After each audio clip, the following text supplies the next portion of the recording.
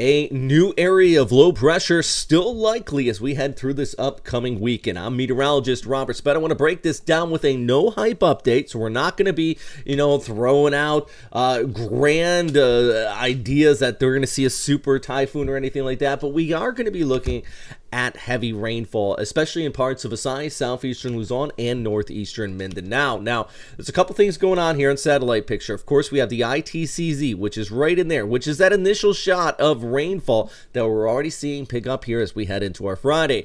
Meanwhile, the shear line, that is basically a cold front that extends into the tropics. That's a general kind of definition of it, of cool air coming in out of the Korean Peninsula, eastern areas of China, and that interacts with our tropical air flowing in from the east.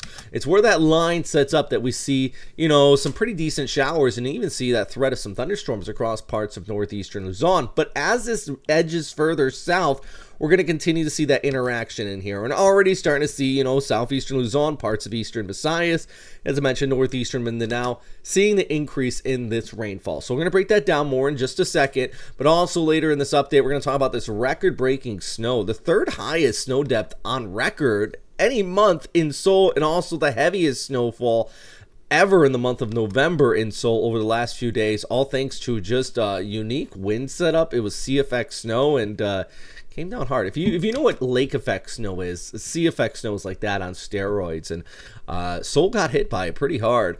All right, so one more look here at the shear line, and basically this is the setup. So we have this tropical low. I even called a tropical low. It's in the tropics. It's a low, tropical low, but I don't want you to think that this is going to be a tropical storm or a typhoon.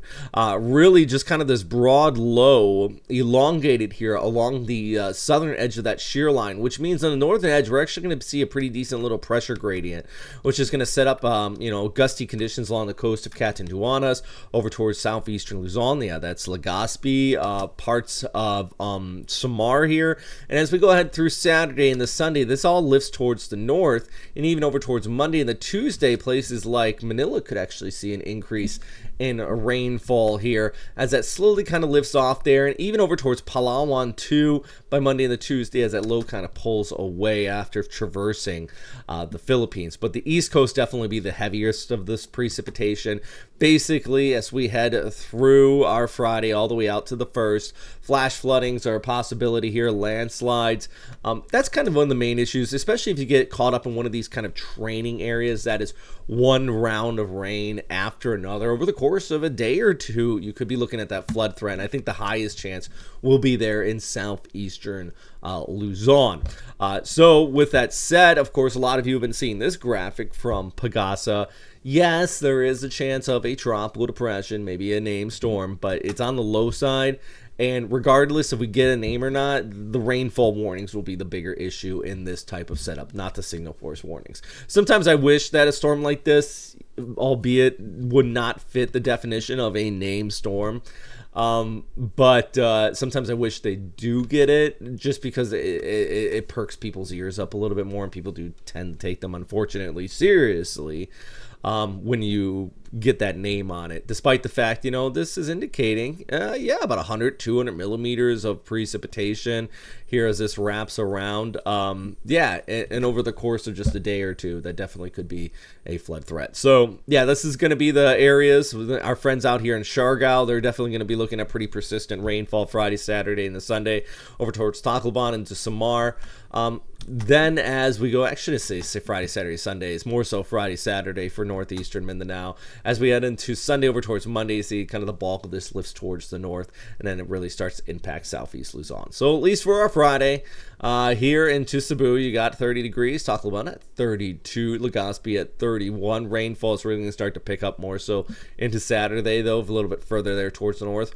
Palawan, you got that chance of precip, but it more so is going to be Monday over towards Tuesday. And we do our fly off towards the north. The shear line still impacting northeastern Luzon, so the parts of the Cagayan Valley could be looking at some precip, but I think in general, this is going to be the heavier stuff along the east coast of the Sierra Madre Mountains, the eastern side, I should say. So, Cebu, scattered showers there for you guys. You're just going to be dealing with this ITCZ, that LPA, interacting with the shear line. Remember, those are two different setups here. Once again, the shear line right in here, ITZZ right in here, but an LPA developing, an LPA. I'm using a lot of terms. Shear line, that's shear line. ITCZ, intertropical convergence zone. That is that continued convection down here. LPA is low pressure area, which basically means an area of low pressure, which is going to be developing right on the interaction with these, and it's that line along the northern edge of that shear line, or northern edge of the LPA, that's this right here, interacting with the shear line, that is my chief concern. So it's this, not this down here towards the south. I hope that answers that question, because a lot of people have been asking, what's the difference? You know, and it's valid questions. You've been hearing both, and it's more so the interaction. It's not just a one specific weather phenomena. All this weather phenomena is making for some big long period swells, though, especially across the East Coast, where this line, this interaction is setting up. You get those gusty conditions across parts of Leyte Samar, even extending all the way into the West Philippine Sea. Back to the snowfall, though. Look at this in the Seoul over towards Japan. They're getting some sea effect snow. Not unusual there. But remember, this happens when you get that colder air out of Siberia. It moves over the relatively warmer waters. In this case, you know, we're talking about the West Sea of Korea here. And yeah, once you got that that cooler air over that warm water, it condenses, it lifts, and you get these strings of heavy snowfall. I grew up in lake effect snow country, and then I lived in Japan skiing every weekend for years. Goodness, this weather phenomena can be fickle. It's hard to predict, but it brings some of the heavy snowfall on Earth, and usually it doesn't take place in Korea, but boy, they got smacked by it here. So shout out to our friends out there into the Seoul area. All right, big thanks as well to all our Patreon members who continue to support this channel. Here's our Typhoon members. Thank you guys so much. We actually got some new, or those are Super Typhoons. We got some new Typhoon members. I gotta add you guys into the updates here. Big thanks for everybody though. Also, perk of our Patreon is we do ask questions in there from time to time. They get answered, and I got a new video coming out soon answering some of our Patreon question names. But the main thing is just, you know, supporting us so we can keep these graphic going, keep these weather updates going, and just stay on top of, you know, what's happening out here, even if it is a small quote unquote storm. Still trying to give you the latest and greatest forecast and keep you posted on what's happening here in the Western Pacific. I'm meteorologist Robert Spetta, and as always, thanks for watching, and of course, friends, stay safe out there.